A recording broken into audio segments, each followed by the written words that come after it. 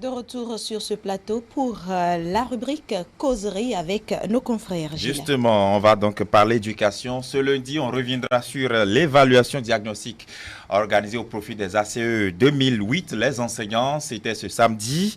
On va donc revenir un peu sur les tenants et les aboutissants de cette évaluation et surtout se projeter sur la suite du processus. On reviendra aussi sur les réformes du gouvernement dans l'enseignement supérieur privé avec le professeur Dodia Mouzoumi qui continue d'arracher les travaux au niveau donc de l'enseignement supérieur privé. Et justement pour cet exercice en ce lundi, Firmin Sossou, qu'on ne présente plus, vous le reconnaissez, bonjour. Bonjour cher Gilles Chris, bonjour chers téléspectateurs, bonjour Lali. Je vous présente également Elia Djeran, ici à ETélé. Eli, bonjour. Bonjour Gilles Christ, bonjour chers téléspectateurs. Bonjour. Abel Dako aussi que vous reconnaissez, bonjour Abel. Bonjour Gilles Christ, bonjour Lali et bonne arrivée. Bonjour, merci. Vous êtes correspondant de FM Liberté au Bénin et au Nigeria. Merci de votre disponibilité sans cesse renouvelée à ce programme. C'est moi qui vous remercie plutôt. Voilà, Abel Dako, vous connaissez très bien le monde éducatif, le monde des enseignants aussi. Les ACE de 2008 ont été évalués ce samedi sur toute l'étendue du territoire national. À l'arrivée, 75,24% de taux de participation. Contrairement à tout ce qui a été dit, les différents appels au boycott, est-ce que vous pouvez dire que c'est une satisfaction?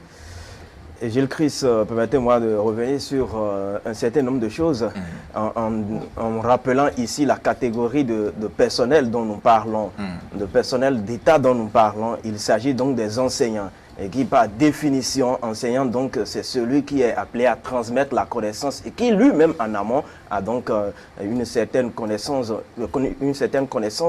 qu'on ne peut pas lui dénier. Je voudrais également rappeler que, comme le dirait Jean Pliat dans les tresseurs de code, l'enseignant c'est celui qui amène vers, puisque le pusatier, le dira Jean Pliat, c'est celui qui, à travers son professionnalisme, creuse et mène vers l'eau. Et l'eau est source de vie. Et donc la connaissance est source de vie. Nous parlons donc de cette catégorie-là de gens qui amènent vers la connaissance, donc vers la lumière.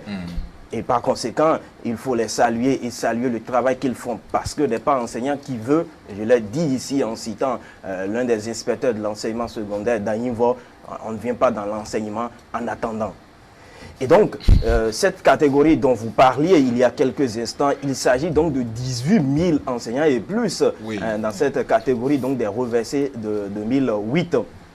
Alors, c'est en cela que je voudrais m'en prendre un tout petit peu à la chronique de votre confrère, le commentaire qui est passé avant donc, ce plateau. Je voudrais apprécier la chose en disant qu'il faut, dans cet hommage-là, reconnaître qu'il ne s'agit pas forcément que de cancre. Et que dans ces 18 000, il n'y a pas forcément de cancre, mais il y a des gens... intéressés aux boycotteurs, justement. Non, on ne va pas les traiter. Parce que la question que moi je vous posais, c'est, vu ceux qui ont participé, est-ce qu'on peut se réjouir de ce qu'effectivement, les gens ont compris la pertinence de cette décision d'évaluer les enseignants? Tout à fait, je fais le lien avec la question que vous m'avez posée, parce que s'il y en a qui ont boycotté, vous savez, nous sommes dans un pays à démocratie libérale, où chacun pense et fait ce qu'il lui convient le mieux. Et à partir de ce moment, il y a parmi ces 18 000, il y en a qui ont, si vous voulez, il y a 25% qui ont estimé, un peu moins de 25%, et qui ont estimé donc que cette évaluation ne valait pas vraiment la peine. On ne va pas les traiter de cancre parce que c'est leur point de vue, c'est leur position, et ils la défendent très bien, cette position-là, en trouvant que l'évaluation en elle-même ne pose pas problème, mais c'est l'issue qui posera problème, parce que vous l'avez dit, on va parler également de l'issue très bientôt. Justement, et cette position aussi, c'est celle de notre commentateur de la rédaction et on la lui concède. Firmin Sossou, quel regard portez-vous sur ce taux de participation? Non, pour moi, c'est que les enseignants ont compris quand même qu'il ne sert à rien de boycotter l'évaluation parce que à l'issue de l'évaluation, certains pourraient quand même révéler leurs compétences. Donc, beaucoup ont compris qu'il fallait, dans un premier temps, peut-être tirer à boulet rouge sur la réforme pour montrer qu'on n'est pas d'accord, mais avec aussi la communication du gouvernement et les assurances des partenaires sociaux, surtout, et notamment les centrales syndicales qui quand même ont expliqué le bien fondé de cette réforme. Et ils ont beaucoup compris en fin de compte qu'il faudrait qu'ils participent. Moi, je prends les 25% comme des gens qui peut-être se reprochent des choses comme des gens qui sont peut-être manipulés par les acteurs politiques, parce que vous savez, quand on apprécie ces résultats, c'est-à-dire les taux de participation par région du pays, on sait le discours tenu sur cette réforme en ce qui concerne certaines localités. Donc je pourrais quantifier ces 25% en appréciant qu'il y aurait certainement, parce que vous savez, ces gens ont été recrutés dans des conditions que nous maîtrisons un peu avec le populisme, et puis il y en a parmi eux certainement qui n'ont pas les qualifications, tout ce qu'il faut comme pour enseigner. Donc peut-être à craindre qu'on découvre leur niveau réel. Peut-être, je pense que ceux-là se sont certainement abstenus. Pas seulement pour boycotter parce que la réforme elle est mauvaise, mais parce qu'on a peur peut-être d'être appréhendé. Bon, on a choisi quand même de ne pas aller. Mais pour rester, pour camoufler un peu cela, il fallait quand même faire du bruit, pour montrer que, au fait, en réalité, c'est la réforme qui est vraiment mauvaise et qu'il ne faudrait pas participer. Donc, pour moi, c'est que tout s'est bien déroulé, parce qu'avec un taux de participation de 75%, on peut espérer qu'à travers ça, là, c'est déjà une élimination de ceux qui n'ont pas le niveau ou bien la vocation. Parce qu'il ne faut pas aussi oublier que dans les régions dont il s'agit, il y a beaucoup qui ne vivent pas essentiellement de cette profession, qui ne vivent pas essentiellement de l'enseignement. Ils mènent d'autres activités à côté, et par le passé, c'est avec la rigueur de ce régime qu'on a constaté que ceux qui abandonnaient les classes pour vaquer à d'autres occupations, aujourd'hui sont obligés d'être présents à tout moment, parce qu'il y a des contrôles, il y a donc mis là à côté de tout ce qui est passé. On pourrait dire que les gens ont peur de, peut-être ils se sont dit, je ne vais plus continuer nécessairement avec l'enseignement, mais je vais donner de la voix pour camoufler mon désir de rester à la maison ou bien de faire autre chose. Elie Adjérand, un taux de participation de plus de 75%, est-ce une réussite si on doit porter un regard sur les positions diverses de certaines personnes par rapport à cette évaluation? Oui, justement, moi je ne peux que d'abord dire félicitations aux enseignants qui, au-delà des appels au boycott, ont pu effectuer le déplacement pour honorer de leur présence dans les centres de composition. C'est vrai qu'en appréciant déjà le taux de participation de plus de 75%, on est en droit de nous dire aujourd'hui que le gouvernement a pu véritablement mettre les bouchées doubles pour le succès de cet examen. Et les enseignants aussi ont compris le bien fondé. Figurez-vous, des gens ont quitté d'autres départements pour venir composer dans d'autres départements, toujours pour être à l'abri donc des menaces, des pulsions, tout ce qu'on pourrait peut-être enregistrer. Donc la sécurité était à l'œuvre. Tous les acteurs à tous les niveaux ont pu mettre leur part, c'est-à-dire de responsabilité pour le succès de cet examen. Mais alors, aux enseignants qui ont pu faire office de la chaise vide, qui ont pu quand même déserter le forum, je crois que c'est aussi un choix. Dans la vie, nous sommes dans un État démocratique, tout le monde ne peut pas avoir la même perception des faits. Je crois quand même pour ma part qu'ils ont certainement une vocation pour d'autres professions, parce que déjà, ils courent beaucoup de risques. Si tant est qu'ils n'ont pas pu composer, on ne pourra pas trouver une formule à leur égard. C'est au moins ceux qui ont pu faire effectuer le déplacement s'ils échouaient. Parce que les autorités préfectorales, aussi bien ministérielles, ont été très claires. On dit ceux qui ne réussiraient pas, qui ne pourront donc pas rassembler les 10, auront également donc une nouvelle évaluation pour pouvoir à nouveau les réinsérer. Et ceux qui échoueraient à cette nouvelle vague, on pourra à nouveau les redéployer. Donc, tous les mécanismes ont été prévus, au moins pour qu'à la fin donc, de ce processus-là, chaque enseignant puisse donc trouver une part de gâteau sur toute la chaîne. Mais malheureusement, il y a quand même des personnes qui sont entièrement contraires à l'évolution. Je pense, pour ma part, qu'ils ont d'autres alternatives. C'est pourquoi ils ont souhaité quand même déserter le forum. Et je ne peux que les inviter à la patience. Certainement, les autorités, dans les tout prochains jours, ils auront donc les conséquences de leur choix. Parce que la vie, c'est une question de conscience, de liberté et de responsabilité. Mais déjà, il faut d'abord saluer la témérité et l'effort donc fourni par les autorités pour pouvoir donc amener à bien cette opération-là. Et déjà, on ne peut pas aussi le dire sans aussi saluer les forces de sécurité, qui, parce que déjà, à tous les niveaux, malgré quand même les menaces, c'est-à-dire les échanges qui voulaient déjà dégainer au sein de la population, ils ont pu maîtriser.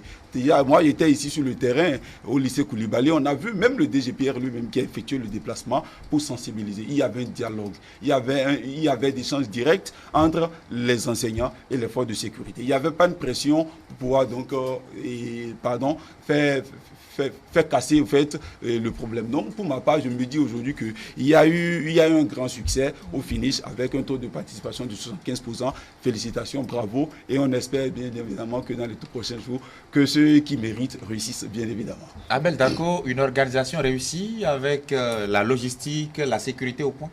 Il pouvait en être autrement parce que la communication a véritablement fait son œuvre en amont et donc en aval, on ne pouvait qu'assister à ce résultat, à cette situation que nous avons observée à tous les niveaux, à savoir au niveau des enseignants, à savoir au niveau de l'organisation elle-même et à savoir au niveau de la maîtrise de soi de la part des forces de sécurité.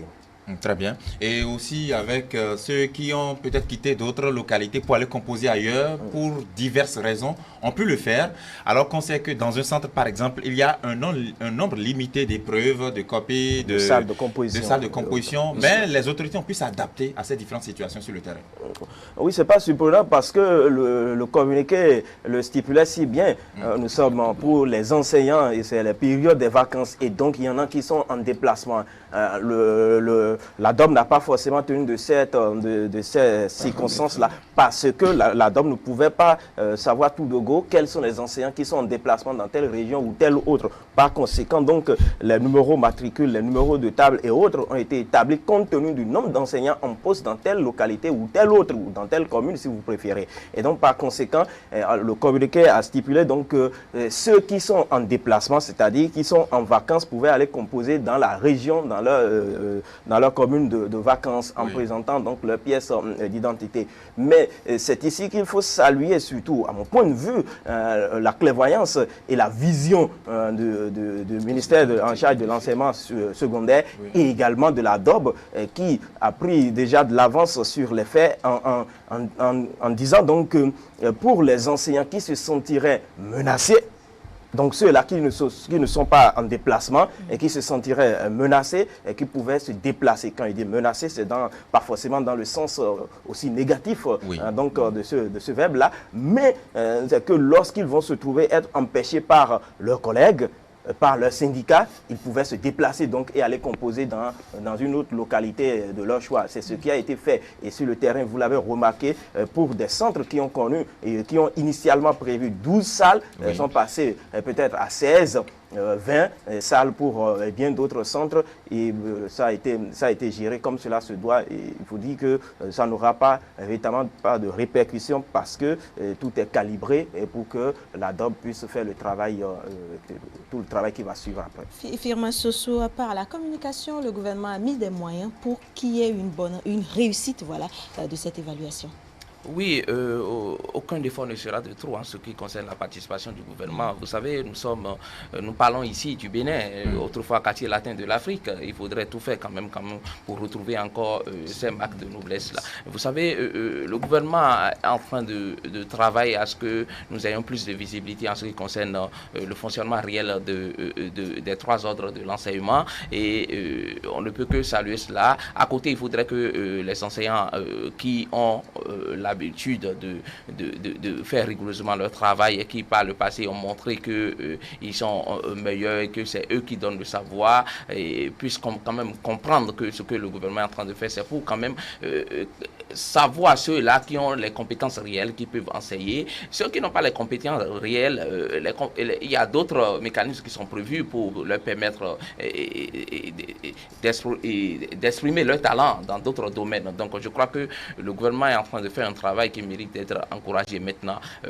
à l'issue de l'évaluation, nous allons apprécier aussi les résultats et savoir aussi s'il y a des ratés.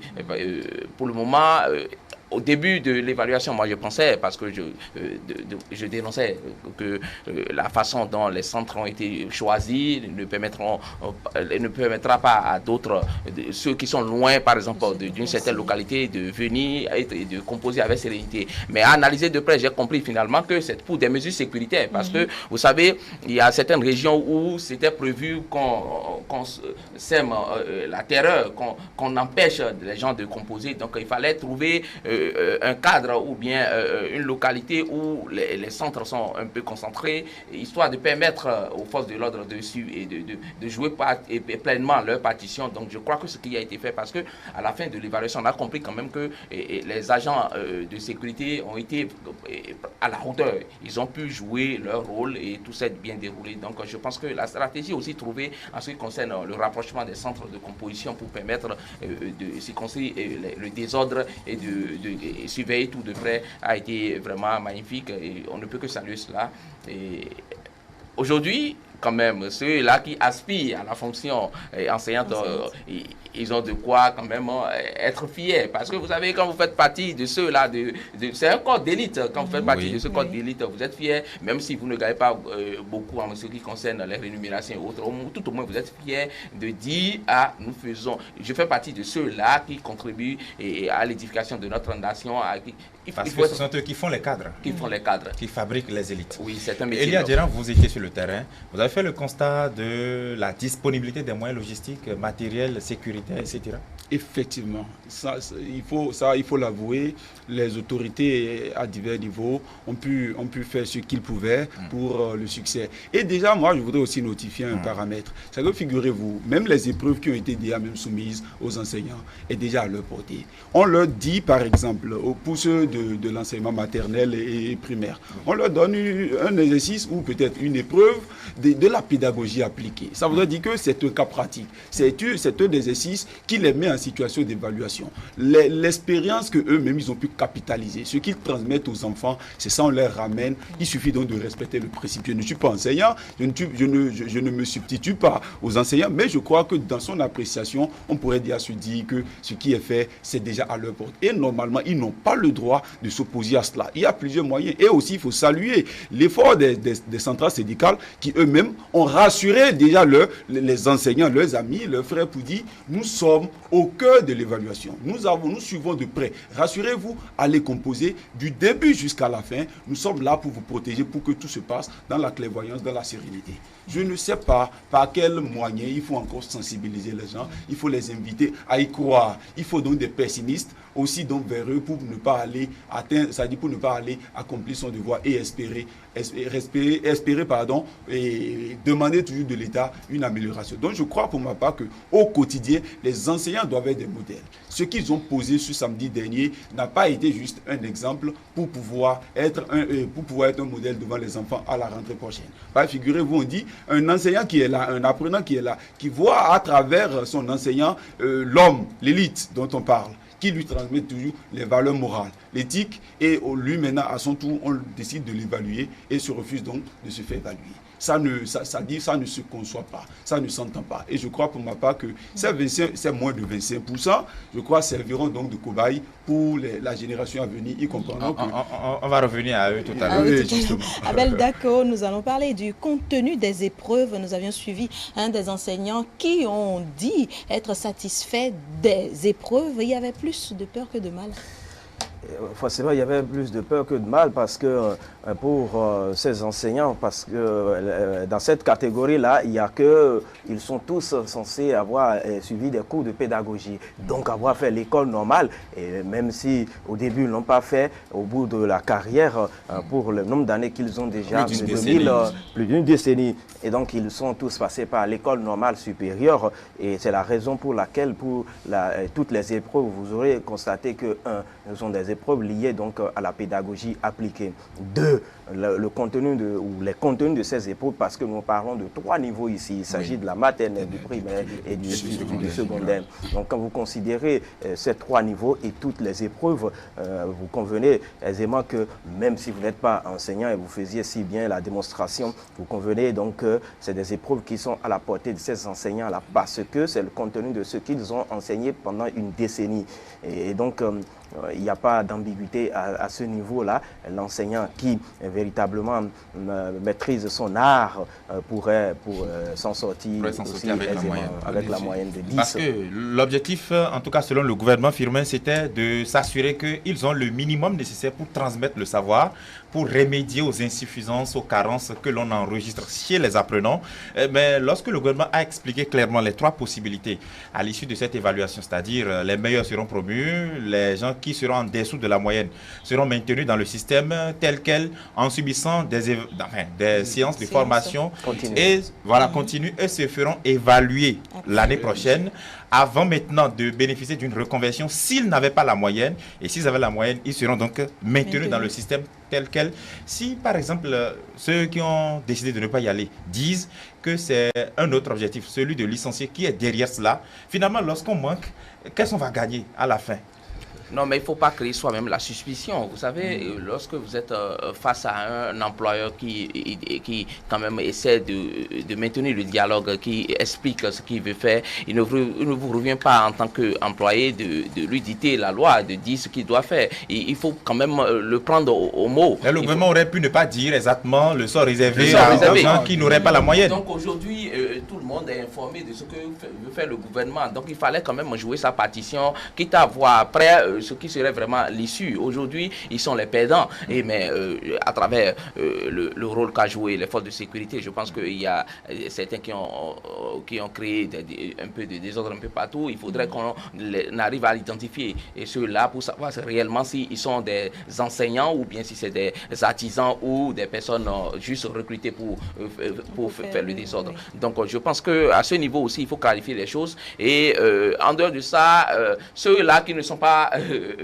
venus composer, il ne faudrait pas quand même juste les laisser parce qu'ils ont boycotté. Non, il faut chercher à comprendre leur niveau réel en ce qui concerne les diplômes qu'ils ont exhibés pour être recrutés. Donc, il faudrait que le gouvernement engage une enquête quand même sur ceux qui n'étaient pas présents, ceux qui n'ont pas composé pour savoir réellement ce qui se passe actuellement. Certains, j'entends dire que certains veulent quand même tout faire pour justifier leur absence en obtenant par exemple des certificats médicaux. Je crois que ceux-là qui sont chargés de délivrer ces certificats médicaux doivent jouer leur partition. Ils doivent savoir que nous sommes désormais dans un état où chacun doit répondre de ses actes, même si nous sommes en démocratie et qu'on est libre de faire ce que l'on veut, on doit quand même répondre de ses actes. Donc ceux-là qui seront appréhendés, qui vont quand même enfreindre aux règles établies par nos juridictions, par nos textes de loi, ils vont quand même subir. Donc il faudrait que les gens évitent de délivrer ces papiers justificatifs, ces pièces justificatives pour ne pas être appréhendés et puis punis par la loi. Le gouvernement avait clairement dit ceux qui ne composeraient pas auraient délibérément choisi de sortir de la fonction publique. Exactement. Je crois que le schéma est clair entre deux choses. On prend ce qui nous arrange. Je crois qu'ils ont opté pour l'absence à ne pas aller composer et ils subiront forcément donc les conséquences liées à leur choix. Mais je crois quand même que toujours dans sa politique, le gouvernement est dans une dynamique de vouloir leur offrir toujours une chance de se rattraper. Qu'est-ce que ça dit? Je pense qu'il n'y aura pas de mesures coercitives. On n'ira pas aussi de façon systématique à les renvoyer, comme on le dit. Si tant est que des gens arrivent à ébranler ça dit des pièces à exhiber voilà, les pièces justificatives, ils pourront donc se rattraper. Ceux qui carrément n'auront pas de pièces pourront donc alors être forcément renvoyés parce que là, ils auraient choisi. Donc, je crois qu'aujourd'hui, l'heure est déjà à l'évaluation. On espère que véritablement les résultats qui sortiront donc de cette évaluation pourront donc permettre à plus d'enseignants de réussir. Et là, forcément, on pourra savoir qu'avec le temps, forcément, il y avait une évaluation qui était en vue et forcément, il y avait également un besoin nécessaire au sein donc du système éducatif qu'on devait donc chercher à pallier. Et je crois que c'est dans cette perspective-là que se retrouve aujourd'hui le gouvernement. On ne peut que saluer et inviter les autres aussi à se mettre au pas, espérant que les choses changent d'ici quelques années. Abel, d'accord, il n'y a pas que les enseignants qui sortiront bénéfiques de cette évaluation, il y a également les apprenants. Forcément, c'est surtout les apprenants. C'est la raison pour laquelle je voudrais que la destination finale de cette réforme, ce sont les apprenants. Les apprenants et par ricochet, la nation béninoise, parce qu'un enfant formé, c'est une richesse pour la nation. Je disais donc que c'est la raison pour laquelle il était important que nous rappelions ici les tenants et les aboutissants de cette évaluation. Vous savez, le gouvernement est parti d'un constat on ne peut plus clair. Il y a une situation au sein donc, de cette partie qui contribue forcément à la nation, à l'évolution de la nation, au développement de la nation. Quel est le constat? Il est remarqué que ça ne va pas pour autant, parce que parmi cette catégorie en l'occurrence, parce que beaucoup l'ont dit, c'est de la stigmatisation. Non, c'est ce qui s'est passé en amont qui a amené le gouvernement en aval à pas s'en prendre à cette promotion-là, à cette catégorie, mais à demander, à diagnostiquer cette catégorie-là, cette promotion, la promotion de 2008. Vous savez, cette promotion, hormis la promotion 2014, la promotion 2016, et bien avant, donc cette promotion-là, c'est toutes les promotions de 1990. À partir de 1990. Donc le gouvernement a choisi de diagnostiquer cette promotion parce que c'est une promotion qui n'a pas connu un concours, qui n'est pas entrée dans la fonction à travers un concours. C'est un reversement. Et on s'entend tous aujourd'hui, lorsqu'on le dit, c'est sans risque de se tromper que dans cette promotion-là, il y en a qui forcément ne voulait pas faire de l'enseignement, ne voulait pas devenir enseignant. Oui. Parce que aujourd'hui, en le disant sur les plateaux de télévision, sur les chaînes de télévision et de radiodiffusion, il faut que les uns et les autres mettent les bémols qu'il faut. Il l'explique assez aisément pour ne pas verser dans de la vulgarité. Dans ces promotions-là, ne mettons pas les gants pour le dire, il y en a qui sont des artisans qui ont été reversés à la maternelle, au primaire et dans une certaine mesure au secondaire. À partir de ce moment, donc, ce gouvernement, s'inscrivant dans la logique donc des réformes, a trouvé qu'il faut baliser le terrain. Et baliser le terrain, et c'est pourquoi je m'en prends aux collègues, parce que c'est des travaux qui ont été déposés, des résultats qui ont été déposés à l'issue des visites de classe, à l'issue des inspections. Mais qui sont ceux-là? Les conseillers pédagogiques, les inspecteurs. C'est des gens qui ont connu de promotion dans la corporation. Et ce sont eux qui ont évalué leurs collègues. À partir de ce moment, le gouvernement dit, à l'issue de ce que j'ai comme résultat, ça ne va pas. On va évaluer. Rappelons-le également pour la postérité. Attention, le Bénin n'a pas innové en cette matière d'évaluation diagnostique des enseignants. Qu'ils vous souviennent, le Burkina Faso l'a fait, le Niger l'a fait, pour ne citer que ces deux pays qui sont très proches de nous. Et donc le Bénin n'a pas innové véritablement en cette matière. Le Bénin donc n'a fait que corriger un certain nombre de choses en demandant aux enseignants donc de venir composer. C'est tant mieux pour les Niger, par exemple, ceux qui n'ont pas eu la moyenne ont été licenciés. Ils ont été licenciés. Et le gouvernement a dit ici que ça ne sera pas le cas. Et il faut le rappeler également. Vous savez, pour les jeunes aspirants, ils ont connu, ils ont composé en deux différentes matières. Oui. Il y a la culture générale, ensuite il y a la spécialité. Mais vous vous rappelez, et c'est en cela que moi je parle de la bonne foi du gouvernement. Je l'ai dit tout à l'heure, et vous avez semblé ne pas me comprendre.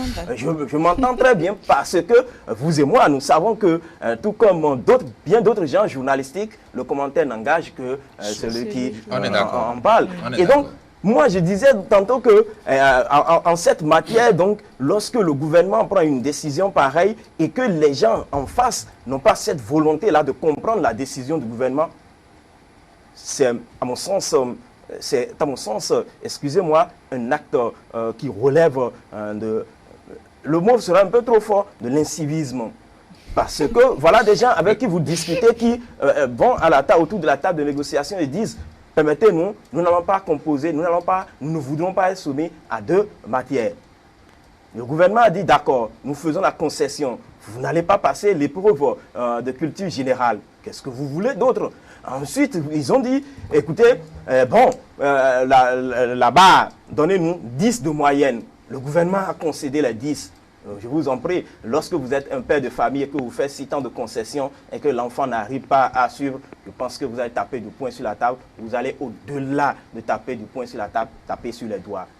Parce que cela est nécessaire. Et vous avez commencé par le dire, lorsque vous me posiez la question, il y va de l'intérêt des enfants parce que vous le remarquez, à partir de 2016, 2017, 2018, l'école béninoise, à travers l'enseignement général et les lycées et autres, ont connu, l'école béninoise donc a connu disons que le taux d'inscription est élevé, contrairement aux années antérieures, parce que les parents commençaient par comprendre désormais et avoir confiance en l'école béninoise. L'école béninoise qui relève donc de l'État. Autrefois, ce n'était pas le cas. Ce sont les privés, les enseignements privés qui engrangeaient la plus grande partie. Et je le dis avec assez de conviction parce qu'aujourd'hui, même dans leur propre rang, il y en avait qui mettaient leurs enfants dans les privés, mais depuis peu, ils envoient ces enfants-là dans le public parce que le public parce que le public peut faire de plus en plus confiance, on peut avoir confiance en cet enseignement-là pour pouvoir envoyer les enfants là. Et donc, le gouvernement, dans cette lancée-là, ne peut plus reculer aujourd'hui. À mon sens, c'est de cela qu'il est question. Et il faut le rappeler également, il faut avancer, il faut le rappeler également sur ce plateau que parmi les moins de 25%, il y en a effectivement qui, pour des raisons de santé, ne sont pas allés composer. Nous ne sommes pas habilités à le dire, mais il y a des preuves. Ils vont pouvoir prouver pour que le gouvernement leur fasse une session de rattrapage. Je pense que le gouvernement a suffisamment fait leur a permis de marge de manœuvre pour que nos professeurs, nos enseignants comprennent que tout y va de leur propre intérêt et que le gouvernement ne voudrait pas licencier à tour de bras comme il l'estime. Très bien. Firmin Soso, selon l'agenda initialement prévu et les principes de départ, des radiations sont en vue.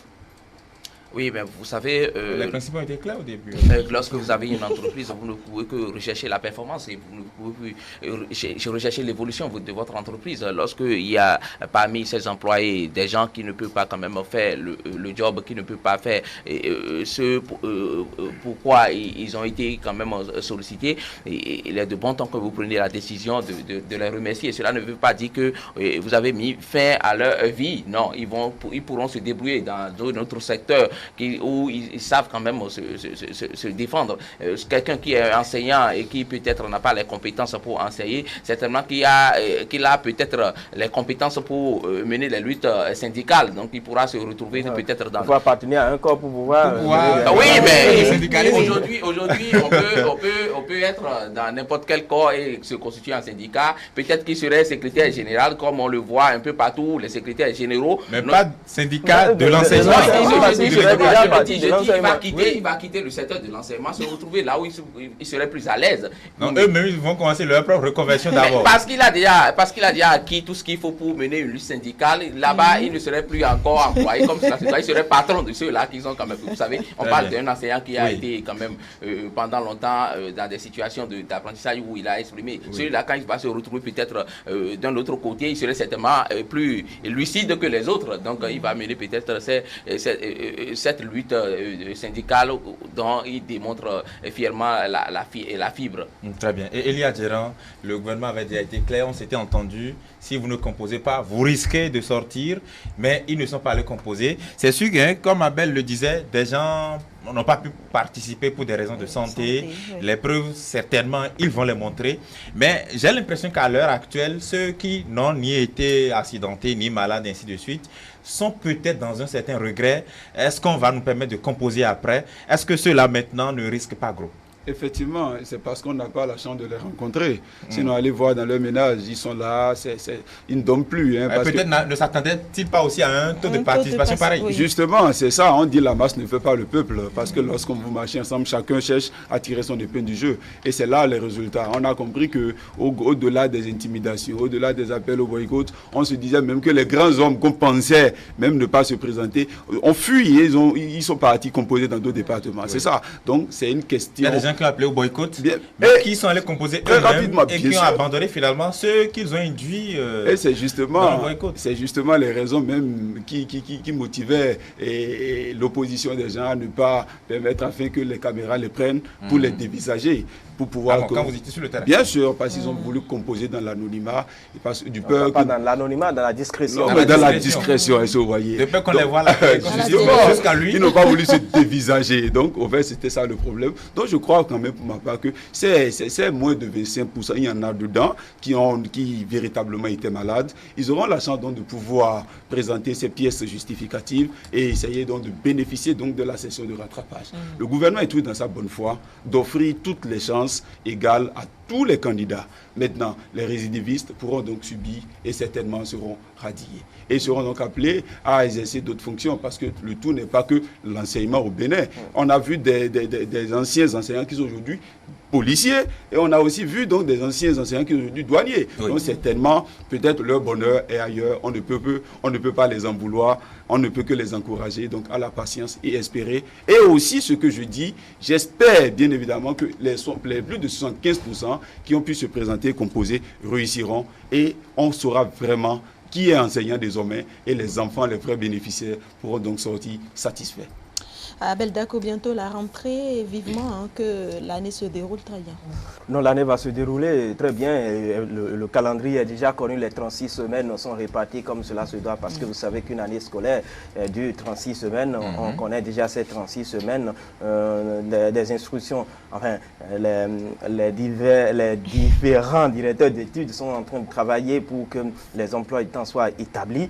Et donc, dès que les listes seront mises à disposition pour ceux-là qui ont pu franchir les différentes caps, donc ces 2 caps-là, il n'y a aucun souci, ils entreront tôt en possession de leur emploi de temps. Et ça va se dérouler normalement parce que dès ce matin, dans quelques minutes, nos aînés vont se pencher sur ces copies-là dans les différents centres qui sont mis à disposition pour la deuxième phase de cet exercice-là pour que d'ici peu de temps, les résultats soient connus de tous pour qu'on puisse savoir qui sont ceux-là qui vont continuer et donc dans le secteur. Soyez rassurés. On voudrait rassurer également, nous ne sommes pas à la voie autorisée. Nous ne constituons donc pas la voie autorisée, mais ce qui est certain, la rentrée scolaire 2019-2020 ne connaîtra pas de perturbation. Non, aucunement. Que ce soit aussi bien les élèves que les parents d'élèves, qu'ils soient rassurés, tout se déroulera comme c'est prévu. Oui, au fait, je voudrais dire qu'il faudrait que ces 25% se disent quand même qu'ils auront la chance de faire d'autres choses, même si ce n'est pas l'enseignement, parce que... Vous l'avez dit tout à l'heure. Oui, je veux rappeler ça parce que nous avons besoin d'eux, parce que nous sommes dans une société où lorsque... Vous avez besoin d'eux en journalisme? Oui, non.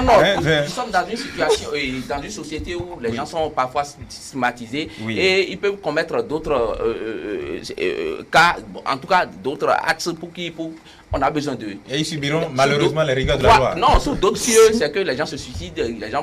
On va pas quand même... Ils ont choisi de on a besoin d'eux, il faut les rassurer. Il faut que même les proches arrivent à les donner tout ce qu'ils font comme... Merci pour cet exercice d'assurance. On a besoin d'eux, nous avons besoin d'eux, la nation a besoin d'eux. Très bien, justement, on a besoin de tout le monde de toutes les façons. Puis, Sossou, je reste avec vous, avec bien sûr les différentes réformes engagées aussi dans l'enseignement supérieur. Cette fois, dans l'enseignement supérieur, on évalue encore personne de toutes les façons, mais les modalités de création des établissements privés d'enseignement supérieur sont assez revues et les promoteurs d'établissements supérieurs d'enseignement privé, enfin, les établissements d'enseignement supérieur privés aussi savent que les modalités sont établies et il faut les respecter. La semaine dernière, le professeur Dodja Moussouvi a fait une sortie médiatique. Il a dévoilé la liste des établissements agréés officiellement et on a noté plus de 100 établissements en passe d'être fermés, c'est-à-dire qui n'ont pas encore respecté les textes en vigueur, qui n'ont pas rempli comme cela se doit les modalités. Comment appréciez-vous ces différentes actions-là qui sont menées dans le cadre de l'assainissement de l'enseignement supérieur?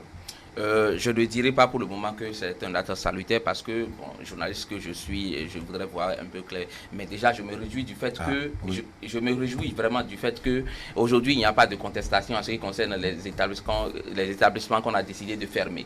Vous savez, avant, c'était comme la création des églises, un peu partout dans les rues, on crée des écoles où on recrute des gens qui ne sont pas qualifiés. Mais aujourd'hui, même ces écoles que nous considérons comme, sinon instituts, que nous considérons comme des gens qui quand même sont organisés et sont aujourd'hui déclarés comme des établissements en suicide. Donc cela voudra dire quoi? Ça voudra dire que la réforme a pour objectif quand même de distinguer ceux-là qui sont meilleurs, de relever les insuffisances de ces établissements ou instituts qui quand même n'ont pas tout ce qu'il faut comme qualification pour exercer. Donc, en ce sens, je dirais que c'est quelque chose de bien qui se fait déjà, mais je ne dirais pas pour le moment salutaire parce que j'attends d'autres actions. Mais ce qu'il faut saluer, c'est déjà l'acceptation des décisions, sinon des remarques et appréciations de la direction par les acteurs eux-mêmes. Les promoteurs sont conscients qu'ils doivent quand même faire des efforts pour satisfaire aux exigences que la direction a quand même énumérées, et je pense que c'est quelque chose qui est encouragé. Elie Adjiran, pensez-vous de même que Firmin? Moi, je me dis aujourd'hui que lorsqu'on parle de l'enseignement supérieur, on crée les instituts, c'est déjà pour des formations professionnelles. Et quand on parle de la formation professionnelle, ça voudrait dire qu'il y a déjà des laboratoires, il y a déjà certains équipements nécessaires qui participent à la formation de l'étudiant. Mais malheureusement, certains instituts ou certaines universités privées ne remplissent pas ces conditions, mais simplement offrent des offres de bourses ou de demi-bourses afin de recruter plein d'étudiants. Et ils ne jouissent même pas des conditions de formation. Je crois qu'il ne faut pas créer pour créer. L'occasion maintenant est donnée par la direction de l'enseignement supérieur pour pouvoir réglementer aussi le système. Afin que les études... Sinon, figurez-vous, les gens finissent une formation de cycle 1. Le BTS ou la licence et sortent de ces universités avec plein de théories sans aucune pratique. Alors que les deux doivent être accompagnés. Je crois qu'il n'est plus question de faire former inutilement, d'administrer donc des cours ou peut-être de dispenser des cours nécessaires sans pouvoir les donner les aptitudes nécessaires qu'il faut pour être employé et pour être dynamique sur le terrain. Donc je crois que c'est dans cette dynamique-là que le gouvernement, à travers la direction de l'enseignement supérieur, a décidé de les fermer. Je crois que ces universités même ne sont plus efficace. Parce que quand vous voyez même, on crée des dénominations qui ne traduisent rien même dans...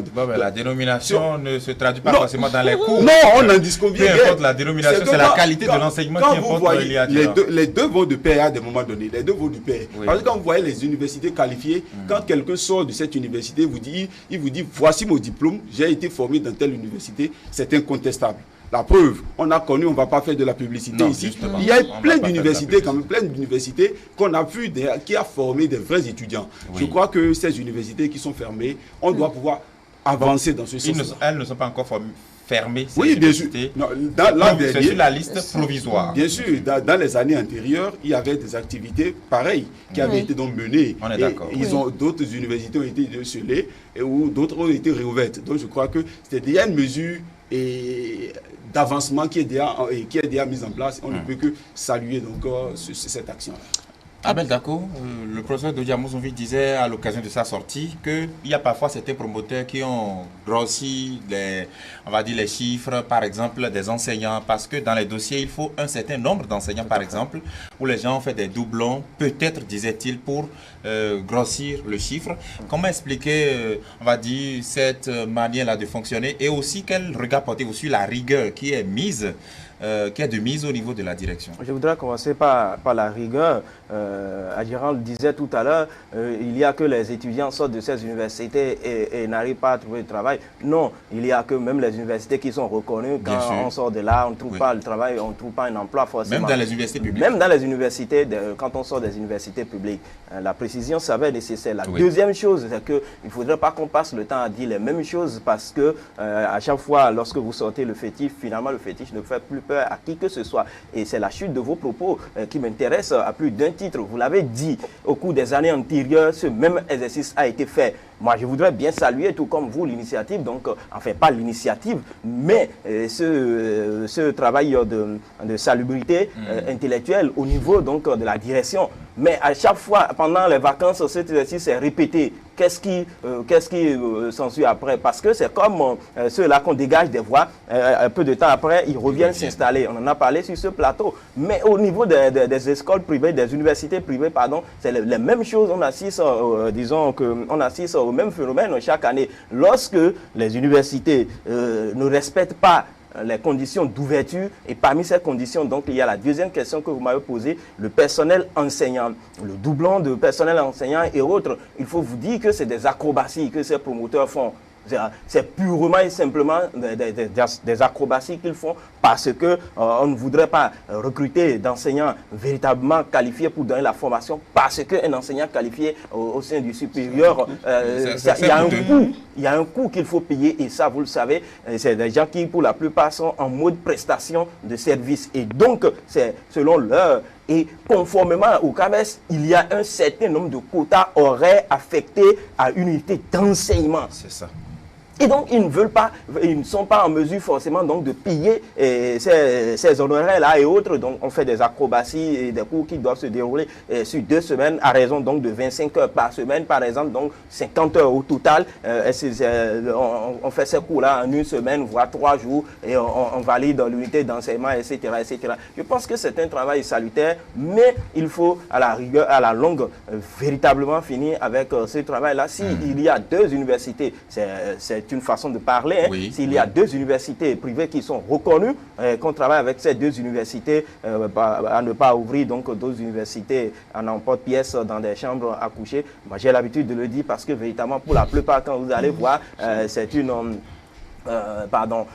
une maison où vous avez le salon, l'autre partie de la pièce qui comporte donc les bureaux et autres. Les étudiants sont coincés dans le ça fait partie des modalités. Ça fait partie des modalités. Oui. Ça fait partie des modalités. Les cadres de la direction de l'enseignement supérieur privé aussi font des descentes dans les différents instituts. L'autre aspect, ne le perdez pas de vue, c'est que vous faites 3 ans, vous avez une licence pro, vous faites un master peut-être, et au finish, vous sortez, on vous dit que non, cette école n'est pas reconnue, et donc par conséquent, vous n'avez rien fait. Oui. Vous n'avez aucun diplôme. Vous n'avez aucun diplôme. C'est cela qui est plus suicidaire à mon point de vue. Et la direction doit travailler à pallier cette situation pour qu'on ne retombe dans les mêmes travers chaque année à l'approche de la rentrée. Parce que psychologiquement, ça affecte les apprenants et ça démobilise financièrement les parents étudiants. Très bien. Et comme il a dit, Firmin Sossou, ces différentes réformes conduisent aussi à la professionnalisation des diplômes. Parce qu'aujourd'hui, d'ailleurs, on sait que la licence et le master dans l'enseignement supérieur privé s'obtient aujourd'hui par un examen national qui sanctionne la fin du parcours chaque fois. Est-ce que l'action conjuguée de tous ces différents cadres-là, que ce soit au ministère de l'enseignement supérieur, à la direction de l'enseignement supérieur privé également, est-ce que vous ne voyez pas que tout ça, ça concourt à la professionnalisation des diplômes? Oui, je crois que c'est quand même des réformes qui permettront à la fin quand même d'avoir des gens qualifiés lorsqu'ils terminent leur formation. Et je voudrais que, je ne sais pas si la chose est possible, on a vu les réformes au niveau du secteur de la santé où les gens qui exerçaient en clientèle privée, quand même, on a sorti des réformes pour leur dire de faire le choix. Je ne sais pas si ce serait possible au niveau du secteur de l'enseignement supérieur ou on voit des professeurs d'université quand même intervenir au niveau du privé où on met leur nom en tant que directeur d'études ou bien en tant que cadre quand même de celui qui est devant pour la création de l'établissement ou de l'institut, mais avec le temps, on constate que son nom est juste mis sur le papier pour justifier qu'on a c'est-à-dire le personnel voilà qualifié. Alors que ce n'est pas le cas. Ce professeur d'université qui travaille, qui n'a même pas le temps d'être présent tout le temps sur nos campus publics, n'arrive même pas 2 fois, 3 fois dans ce établissement pour voir comment les choses se passent, comment les enfants. Ça, c'est une autre paire de manches que vous oui, ça se fait. Si le promoteur n'a pas les qualificatifs, lorsque le CAMES recommande que ce soit un professeur titulaire qui en prenne le devant. Donc vous pouvez, par exemple, ouvrir aujourd'hui une université lorsque vous reconnaissez à gérant que c'est un docteur, il est ci, il est ça, puisque vous avez bien les docteurs. Ce que je dis ici, c'est que je ne dis pas que ce n'est pas possible. Et on peut le faire ainsi, mais qui joue pleinement sa partition parce qu'on lui a fait confiance, il joue pleinement sa confiance. Très bien. Quel regard portez-vous sur les examens nationaux, justement? Parce que c'était là aussi la question tout à l'heure. Non, c'est une sorte d'évaluation et tout ce qui constitue une évaluation permet d'avoir au finish un bon résultat. C'est pour connaître la qualité et le niveau réel de ceux-là qui sont appelés à exercer dans la fonction publique ou dans certaines entreprises pour le développement du pays. Et il faut s'assurer, c'est l'État qui délivre ces diplômes-là. Oui. Parce que désormais, il y a des diplômes qui sont co-signés. Donc, il faudrait que, avant que l'État ne pose sa signature, il faudrait qu'il s'assure que ce qui est enseigné dans cet établissement, dans cet institut, est une formation de qualité. Donc, la signature de l'État doit désormais avoir tout ce qu'il faut comme crédibilité. Il faudrait que ceux-là qui sont chargés à des postes de responsabilité de tout faire pour que cette signature soit respectée à l'international. Aujourd'hui, vous savez, quand on parle de nos universités publiques, on sait que c'est une formation, par le passé, c'est une formation de qualité qui se donnait. Et jusqu'à présent, ça permet, même s'il y a aujourd'hui des failles, ça permet quand même de bomber le torse et de dire que le Bénin, c'est quand même un pays où on respecte les normes en ce qui concerne l'éducation. Elia Djeran, des voix se sont levées contre les examens nationaux dans ce pays. Ils n'ont pas à se poser. Je crois que c'est toujours dans l'évolution de l'évaluation. C'est rentré dans le nom. Et aujourd'hui, les étudiants même se plaisent aisément d'aller poser. Tout le monde a finalement compris. Justement. Et après cette évaluation, il faudrait que les diplômes aussi soient mis à la portée des étudiants. Par exemple, figurez-vous, depuis 2015-2016, les étudiants ont fini dans des... Ils ont pu passer l'examen.